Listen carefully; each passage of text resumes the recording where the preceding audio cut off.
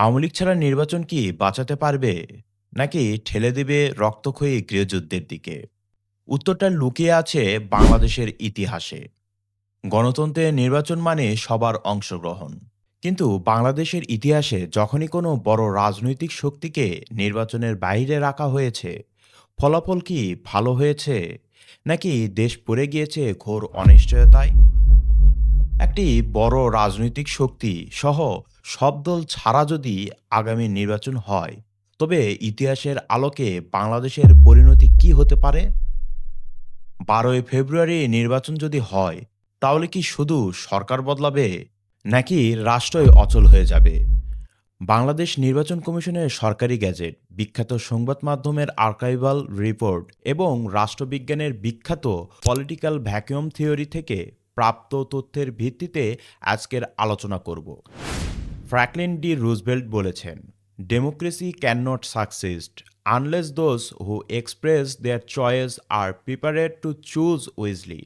The real safeguard of democracy is education and participation. যে গণতন্ত্রে জনগণের প্রকৃত অংশগ্রহণ নেই, সে গণতন্ত্র টিকে থাকতে পারে না। জনগণের সম্মতি ও অংশগ্রহণেই রাষ্ট্রের একমাত্র নিরাপত্তা। সবার আগে আমাদের জানা উচিত, একটি দেশে নির্বাচন কেন প্রয়োজন। রাষ্ট্রবিজ্ঞানী ও আইনবিদদের মতে নির্বাচন হল জনগণের সম্মতির প্রতিফলন। বাংলাদেশ সংবিধানের ৭-১ অনুচ্ছেদ অনুযায়ী প্রজাতন্ত্রের সকল ক্ষমতার মালিক জনগণ, এবং ১১ অনুচ্ছেদে বলা হয়েছে প্রশাসনের সকল পর্যায়ের নির্বাচিত প্রতিনিধিদের মাধ্যমে জনগণের কার্যকর অংশগ্রহণ নিশ্চিত করতে হবে। বাংলাদেশে নির্বাচন মানে হলো উৎসব। নির্বাচন ছাড়া কি দেশ চলতে পারে? পারে, কিন্তু সেই সরকার কোনো লেজিটিমেসি বা নৈতিক বৈধতা থাকে না। দেশ মূলত দুইটি ডক্ট্রিনের উপর পরিচালিত হয়, এক ডিফ্যাক্টো, দুই ডিজুরি।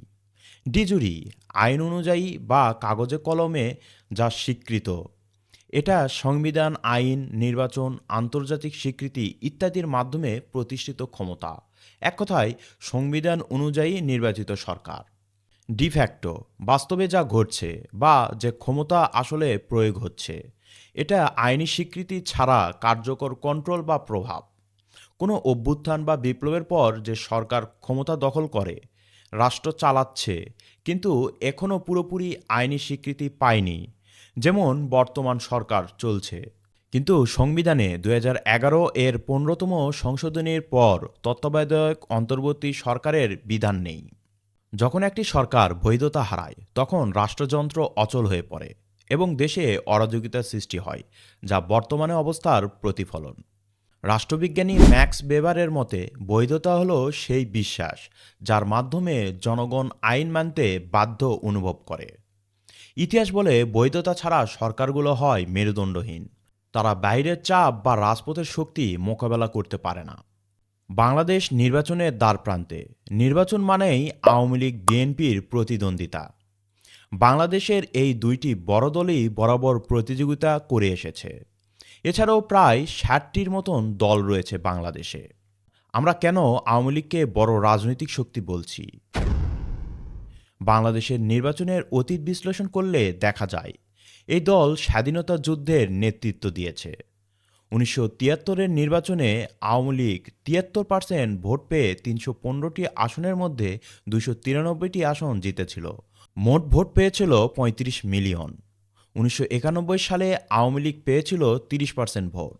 ১৯৯৬ সালে ৩৭% ভোট ও ১৪৬টি আসন পেয়েছিল। ২০০১ সালে ক্ষমতায় না গেলেও তারা পেয়েছিল ৪০.২১% ভোট। বিএনপির চেয়েও জনগণের ভোট বেশি পেয়েছিল, কিন্তু আসন কম পাওয়ায় সরকার গঠন করতে পারেনি। ২০০৮-এ ৪৮% ভোট ও ২৩০ আসন পেয়েছিল। মোট ভোটার সংখ্যা ছিল ৮৭ মিলিয়ন। ইনোভিশন বা বিভিন্ন জরিপ অনুযায়ী এখনও আওয়ামী লীগের ভোট ব্যাংক দেশের মোট ভোটারের অন্তত ৩০-৪০% একটি সুসংহত অংশ। এই বিশাল জনগোষ্ঠীকে বাদ দিয়ে করা নির্বাচন কি কখনো সফল হতে পারে? আওয়ামী লীগকে বাদ দিয়ে নির্বাচন করতে চায় অন্তর্বর্তী সরকার, যার ফলস্বরূপ ২০২৫-এ আওয়ামী লীগের কার্যক্রম নিষিদ্ধ করে। তাদের মূল লক্ষ্য হলো রাজনৈতিক শূন্যতা তৈরি করা। এতে লাভবান হবে সেই সব গোষ্ঠী যারা অগণতান্ত্রিকভাবে ক্ষমতায় বসতে চায়। কিন্তু জাতিসংঘ এবং বিশ্ব রাজনৈতিক দিকে তাকান। বিশ্ব মিডিয়া এটিকে অসম্পূর্ণ এবং অগ্রহণযোগ্য হিসেবে দেখছে। ইউএন পর্যবেক্ষক পাঠাবে না, কারণ এতে জেনারেল অ্যাসেম্বলি বা সিকিউরিটি কাউন্সিলের ম্যান্ডেট নেই।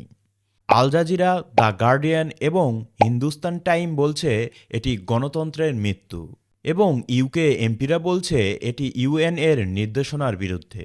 জাতিসংঘের আবাসিক সমন্বয়কারী গুয়েন লুইস বারবার বলছেন ইনক্লুসিভ বা অংশগ্রহণমূলক নির্বাচনই শান্তির চাবিকাঠি।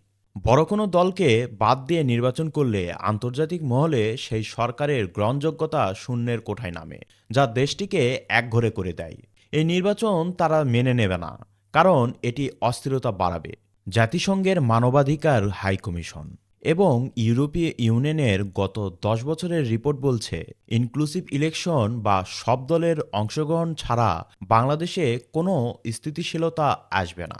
১২ ফেব্রুয়ারি যদি আওয়ামী লীগহীন নির্বাচন হয়, তবে পশ্চিমা বিশ্ব একে ওয়ান পার্টি অ্যারেঞ্জমেন্ট বলে তকমা দেবে, যার ফলাফল হতে পারে নিষেধাজ্ঞা বা রাজনৈতিক বিচ্ছিন্নতা। বিশ্ব যদি না মানে, ১২ই ফেব্রুয়ারির নির্বাচন যদি গ্রহণযোগ্য না হয়, তবে বাংলাদেশের অর্থনীতি কোথায় গিয়ে দাঁড়াবে? বিশ্বব্যাংক বা আইএমএফ তখন ঋণ দিতে ভয় পাবে। যদি মার্কিন যুক্তরাষ্ট্র বা ইউরোপ আমাদের পোশাক খাত বা গার্মেন্টসে নিষেধাজ্ঞা দেয়, পলিটিক্যাল ইনস্টেবিলিটির কারণে আমাদের পোশাক শিল্প ধ্বংস হয়ে যাবে, সাধারণ মানুষ বেতন পাবে না, এবং সাধারণ মানুষের জীবন অতিষ্ঠ হয়ে পড়বে। মনে রাখবেন, বাংলাদেশের জিডিপি বড় অংশ আসে বিদেশি রপ্তানি এবং রেমিটেন্স থেকে। রাজনৈতিক অস্থিতিশীলতা থাকলে বিনিয়োগকারীরা মুখ ফিরিয়ে নেবে। রিসার্চগেটের এক গবেষণাপত্রে দেখা গেছে, রাজনৈতিক অস্থিরতার কারণে বাংলাদেশের অর্থনৈতিক প্রবৃদ্ধি প্রতি বছরে ১ থেকে ২% পর্যন্ত বাধাগ্রস্ত। যখন পেটে খিদা থাকবে আর রাস্তায় রাজনীতি থাকবে, তখন দেশটি একটি পরিত্যক্ত রাষ্ট্রে পরিণত হবে। ডলার সংকটের মাঝে রাজনৈতিক সংঘাত বাংলাদেশকে শ্রীলঙ্কার চাইতেও খারাপ অবস্থায় নিয়ে যেতে পারে। আওয়ামী লীগ শুধু একটি দল নয়, এটি আন্দোলনের কারিগর। ১৯৯৪ সালের ২০শে মার্চ মাগুরা-২ আসনের উপনির্বাচনের ব্যাপক কারচুপির অভিযোগ তোলে আওয়ামী লীগ। সংসদ বর্জন করে এবং নির্দলীয় তত্ত্বাবধায়ক সরকারের অধীনে নির্বাচনের দাবিতে রাজপথে নামে। ১৯৯৪ সালের ডিসেম্বর মাসে আওয়ামী লীগ সহ বিরোধী দলের ১৪৭ জন সংসদ সদস্য একযোগে পদত্যাগ করেন। ১৯৯৬ সালের শুরুতে আন্দোলন আরও তীব্র হয়। ইতিহাস দেখুন, ১৯৯৬ সালের ১৫ ফেব্রুয়ারি যখন বিএনপি একতরফা নির্বাচন করেছিল, তখন মার্চ মাসে জনতার মঞ্চ গঠন এবং টানা অসহযোগ আন্দোলনে তৎকালীন বিএনপি সরকারের উপর ১৯৯১ থেকে ১৯৯৬ এর এই ১৭৩ দিনের হরতাল অবরোধ প্রচণ্ড চাপ সৃষ্টি করেছিল। ফলে সরকার ১৯৯৬ সালের ২৬শে মার্চ সংবিধানে ১৩তম সংশোধনের মাধ্যমে তত্ত্বাবধায়ক সরকার ব্যবস্থা অন্তর্ভুক্ত করতে বাধ্য হয়। আওয়ামী লীগের যে বিশাল কর্মী বাহিনী আছে, তাদের নির্বাচনের বাইরে রাখলে তারা রাজপথে যে প্রতিরোধ গড়ে তুলবে, তাতে সাধারণ মানুষের জানমাল চরম ঝুঁকিতে পড়বে। একটি বড় দল যখন নির্বাচনে যায় না, তখন তারা সেই এনার্জি ডাইভার্ট করে রাজপথ দখলে। ইতিহাসে এমন নজির নাই যে আওয়ামী লীগকে রাজপথে রেখে সরকার নিশ্চিন্তে ঘুমিয়েছে। রাজপথ তখন আক্ষরিক অর্থেই যুদ্ধক্ষেত্রে পরিণত হয়। এটি কেবল একটি দলের আন্দোলন হবে না, এটি হয়ে উঠবে একটি জাতীয় সংকট। ভিডিওর এই অংশটি খুব গুরুত্বপূর্ণ। একটি স্বার্থন্বেষী গোষ্ঠী চায় বাংলাদেশে গৃহযুদ্ধ বাধুক। যখন বড় একটি রাজনৈতিক দল ক্ষমতার বাইরে থাকে এবং তাদের দমানোর চেষ্টা করা হয়, তখন দেশে স্বাধীনতা বিরোধী ও জঙ্গি গোষ্ঠীগুলো মাথাচাড়া দিয়ে ওঠে। তারা এই বিশৃঙ্খলার সুযোগ নিয়ে দেশকে আফগানিস্তান বা সিরিয়ার মতন পরিস্থিতির দিকে ঠেলে দিতে চায়।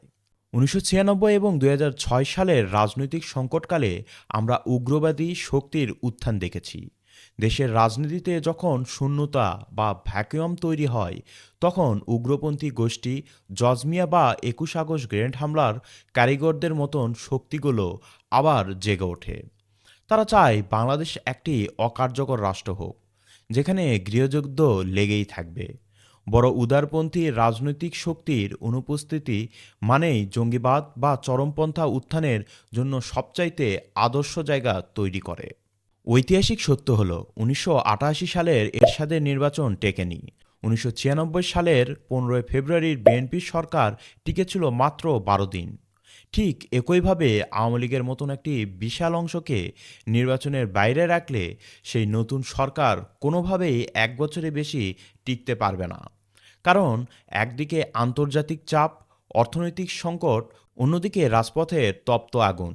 যদি ১২ই ফেব্রুয়ারির নির্বাচন সব দলের অংশগ্রহণ না থাকে, তবে সেই সরকারও ১ বছরের বেশি টিকতে পারবে না। আওয়ামী লীগ নির্বাচনে না থাকা বড় দল হিসেবে বিএনপি সরকার গঠন করবে, এটি সকলের জানা বিষয়। তাই এই নির্বাচন তেমন একটা অংশগ্রহণমূলক হবে না বলেই মনে করছে সাধারণ জনগণ। তারা এই নির্বাচনকে একটি মশকরা হিসেবেই নিয়েছে। রাজনৈতিক প্রেক্ষাপট, আন্তর্জাতিক সংকট সব বিবেচনা করলে দেখা যায়, যদি এই নাটকীয় ভোটে বিএনপি ক্ষমতায় আসে, তাহলে বাংলাদেশের ইতিহাসে সবচাইতে দুর্বল সরকার হিসেবে গঠিত হবে। ইতিহাস এবং রাজনীতি বিশ্লেষকরা এটিই বলছে। আপনারা কি ১ বছরের কম স্থায়ী কোনো সংঘাতময় সরকার চান, নাকি দীর্ঘমেয়াদী শান্তি? কমেন্টে আপনার সুচিন্তিত মতামত আমাদের জানাবেন। আজকে এই পর্যন্তই। তাহলে দেখা হচ্ছে নতুন কোনো ভিডিওতে, নতুন কোনো অ্যাঙ্গিকে। ততক্ষণ পর্যন্ত সুস্থ থাকুন, ভালো থাকুন। আল্লাহ হাফেজ। ধন্যবাদ।